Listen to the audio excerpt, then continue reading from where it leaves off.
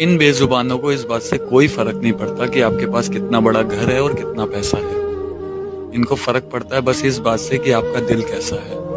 आप इन बेजुबानों को 2 रोटी देकर तो देखिए।